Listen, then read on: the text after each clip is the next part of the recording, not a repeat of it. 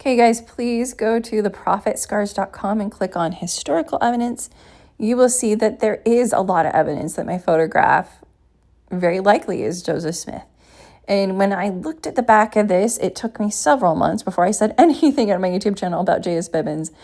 I did have it analyzed in 2020 by Godwin Weaver. He says it's real. I go into the evidence that there were a lot of members of the church in Newark, Illinois, where it was printed before Joseph Smith died. And here are census records for J.S. Bibbins. You will notice these census records will note the township, but within the township, there are other cities, right? He did live in Newark. And here you can see the evidence that he is that one. His father is Elisha Bibbins and knew Emma Smith. And then here I explain why they still called it Georgetown, but it was really called Newark. And Joseph Smith III had talked about it since 1860.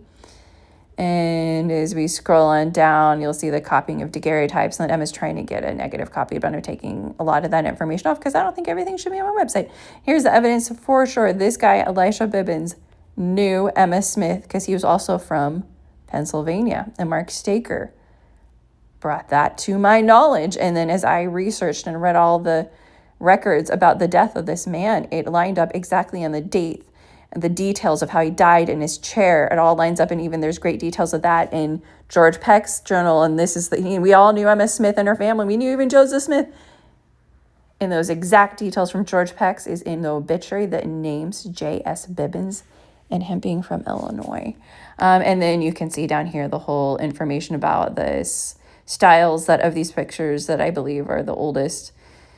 The strongest evidence for a daguerreotype done by Lucian Foster is Wilford Woodruff because he talked about it. Short background, uneven, slanted, harsh side lighting because they did not have skylights yet till 1849. So good lighting in a daguerreotype is evidence. It's probably later than 1840.